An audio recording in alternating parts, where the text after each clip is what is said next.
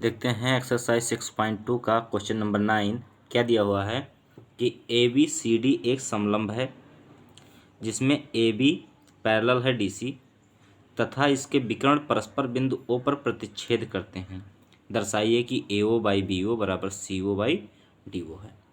तो सबसे पहला हम काम क्या करते हैं, मानते हैं एक समलंब है, उसको बना लेते हैं कि कोई एक समलंब होगा। ये होती है समलंब की आकृति जिसमें क्या है, ए बी पैरेलल है डी सी के। ए मान लेते हैं ए बी सी और डी, ये समलंब हो गया A B C D. A B C D एक समलंब हो गया जिसमें A B parallel D C, A B parallel D C, यानी ये भुजा ए बी पैरेलल किसके है, डी सी के है। इसके विकर्ण परस्पर बिंदु ओ पर प्रतिच्छेद करते हैं। विकर्ण खींच लेते हैं। देखिए सी को ए से और बी को डी से मिला देते हैं, ये हो गया विकर्ण। ये कहाँ पर टच कर रहे हैं, ओ पर। कहाँ पर, ओ पर। तो हमें सिद्ध क्या करना है कि ए ओ बाई बी ओ, क्या सिद्ध करना है, ए ओ बाई बी ओ बराबर सी ओ बाई डी ओ। ये क्या करना है, प्रूव करना है, ये हमें प्रूव करना है। तो अब हम क्या करते हैं, ऐसा कुछ करते हैं कि एक अन्य भुजा हम खींचते हैं इसे, मान लेते हैं इसको ई एफ। क्या है, ई एफ है।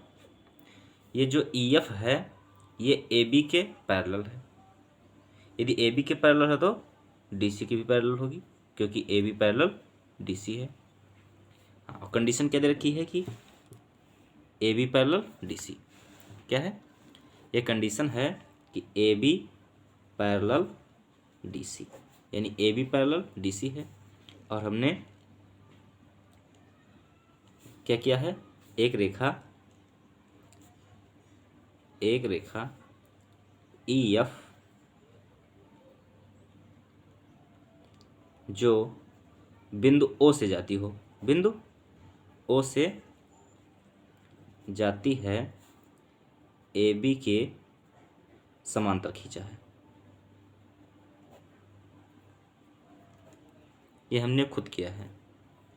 तो यदि जो ई एफ है ए बी के समांतर है तो डी सी की भी समांतर होगी। तो अब देखते हैं हम सबसे पहले त्रिभुज ए सी डी में, त्रिभुज ए सी डी में। त्रिभुज ए सी डी किस प्रकार से है, देखिए ये हो जाता है त्रिभुज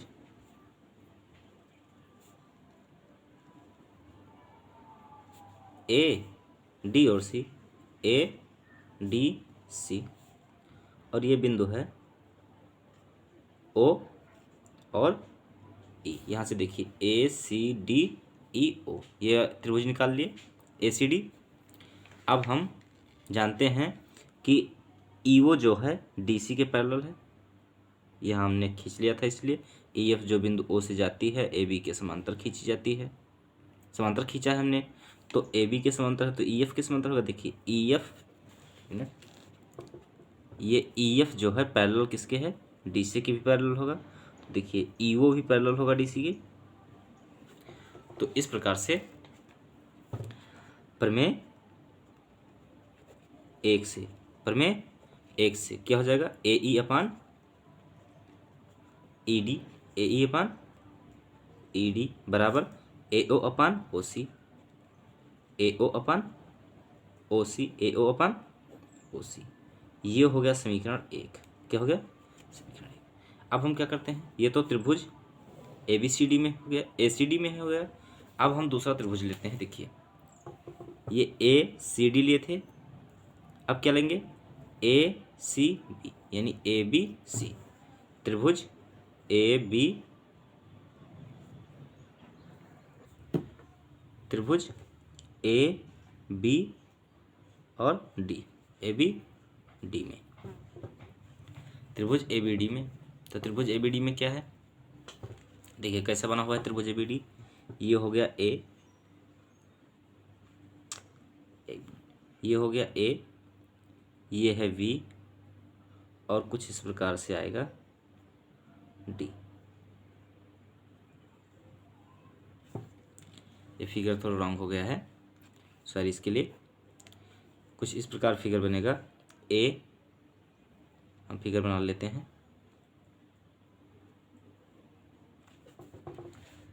ये हो जाएगा ए, बी और डी। देखिए ए बी डी, जिसमें ईओ क्या क्या है, पैरेलल है। देखिए ईओ क्या है, पैरेलल है किसके, ए बी के। ईओ पैरेलल है ए बी के, तो प्रमेय 2 लगाएंगे हम यहाँ पर भी, तो प्रमेय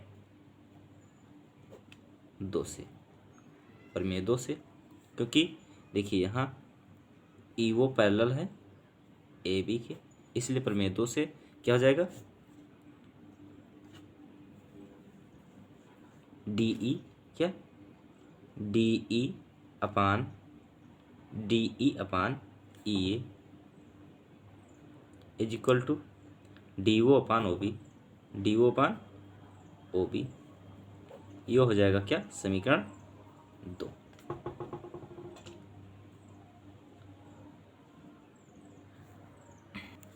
देखिए इस समीकरण को हम इस प्रकार से भी लिख सकते हैं, इसको ऊपर लिख लेते हैं, ई ए अपान डी ई, और इसको ले लेते हैं बी ओ, यानी बी ओ अपान डी ओ। ओके, अब इसको मानते हैं समीकरण 2, इसको मानते हैं समीकरण 2। अब देखिए समीकरण 1 और समीकरण 2,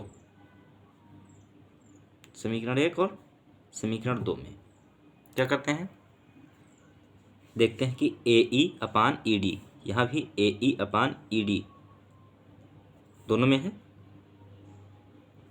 ए ई अपान ई डी इन दोनों में है, इसलिए क्या हो जाएगा, समीकरण 1 व 2 से, समीकरण 1 व 2 से क्या हो जाएगा, ए ई अपान ई डी दोनों में है, इसलिए क्या हो जाएगा, ए ओ अपान ओ सी बराबर बी ओ अपान डी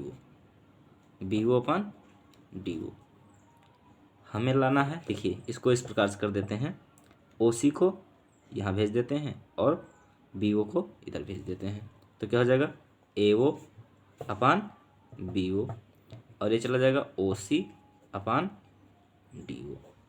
हमें यही प्रूव करना था, ए ओ अपान बी ओ बराबर ओ सी अपान डी ओ। देखिए ए ओ अपान बी ओ बराबर सी ओ अपान डी ओ, ये प्रूव करना था हमें। A O upon B O is equal to C O upon D O, proved.